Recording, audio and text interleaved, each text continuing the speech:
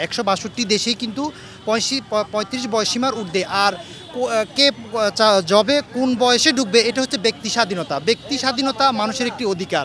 এই অধিকার সরকারের হরণ করার কোনো যৌক্তিকতা নেই। তাহলে কেউ ৩৫-এ ঢুকলো, কেউ ৩৯-এ ঢুকলো, কেউ ৫৯ বছর বয়সেও যদি ঢুকে, এতে এটা তার ব্যক্তির সমস্যা। সেটা যা মনে এটা নিয়ে সরকারের মাথা ব্যথা হওয়ার উচিত বলে আমরা মনে করি না। ডক্টর ইউনূস উনি যদি ৮৪ বছর বয়সে উনি যদি ভ্যালিড থাকতে পারে, আমরা ৩০ বছর ১ ন্যানো সেকেন্ডে কীভাবে আমরা ইনভ্যালিড হয়ে যাই, এটার যুক্তিকতা যদি আমাদের দিতে পারে আমরা আন্দোলন স্টপ করব। এখন যারা ৩৫ চাচ্ছে তাদের অনেকেই কিন্তু সেশন জটটা পার করে ফেলেছে। তো এখন যদি নতুন করে সেশন জট দূর করা হয়, কিন্তু যারা আমরা সেশন জটটা পার করে চলে এসেছি বা যারা করোনার সময় ক্ষতিগ্রস্ত হয়েছি তারা তো সেই সময়টা ফিরে পাচ্ছি না।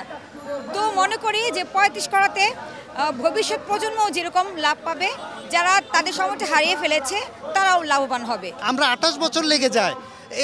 কিছু কিছু ইউনিভার্সিটিতে আছে, কিছু কিছু সাবজেক্টে আছে শুধুমাত্র ২৫ কিংবা ২৬-এ তারা গ্র্যাজুয়েশন শেষ করতে পারে, কিন্তু ম্যাক্সিমাম ২৮ কিংবা ২৯।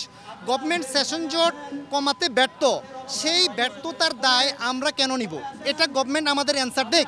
আমরা বয়সীমা বৃদ্ধি চাইবো না, গভর্নমেন্টকে আগে সেশন জট কমাতে হবে। করোনায় আমরা যেই লস হয়েছে, ৩টি বছর লস হয়েছে, সেগুলোর গ্যাপ কিন্তু গভর্নমেন্ট ফিল আপ করতে পারেনি। যে ব্যাকডেট নামক একটা প্রহসন করছে, কেউ পাইছে কেউ পায়নি, এর যৌক্তিকতাও ছিল না। সেই মানদণ্ডে আমরা আন্তর্জাতিকভাবে সকল দেশের সাথে ম্যাচ করে বা সকল দেশের বয়সীমার সাথে গড় করে আমাদের দেশের গড় বয়স করুক প্রবেশের বয়সীমা। এটাও আমাদের কাছে যৌক্তিক মনে হয়।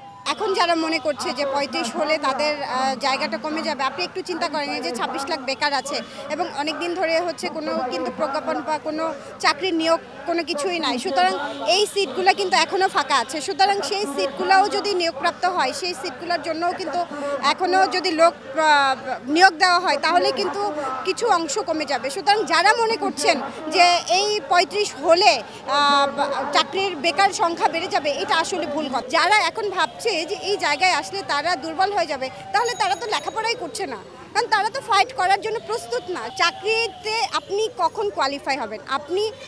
আমরা যারা বলছি সেটা কিন্তু বলছি যে আমরা চাকরিতে প্রবেশের বয়স আমরা কিন্তু হচ্ছে ৩০ বছর পার হলেই কোনো জায়গায় অ্যাপ্লাই করতে পারছি না। তো এটা আসলে যৌক্তিক না। আমাদের যে আন্দোলনটা চলে আসতেছে দীর্ঘ ১২ বছরের আন্দোলন, আমাদের কিন্তু দাবি এটাই ছিল, ন্যূনতম থাকবে ৩৫ এবং ক্ষেত্র বিশেষে উন্মুক্তের বিষয়গুলো বলছে কাদের জন্য, যেমন চিকিৎসক হতে পারেন, শিক্ষক হতে পারেন, গবেষক হতে পারেন, ভূতত্ত্ববিদ হতে পারেন, তাদের বয়সটা শিথিলযোগ্য আর কি, মানে যে কোনো বয়সে উনি ঢুকতে পারেন। এটা রাষ্ট্র কর্তৃপক্ষই সিদ্ধান্ত নেবেন। কিন্তু আমাদের দাবি হচ্ছে উন্মুক্ত, মানে তাদের ক্ষেত্রে উন্মুক্ত, কিন্তু বেসামরিক যারা, মানে বেসামরিক সরকারি কর্মকর্তা যারা হবেন তাদের সর্বনিম্ন থাকবে ৩৫।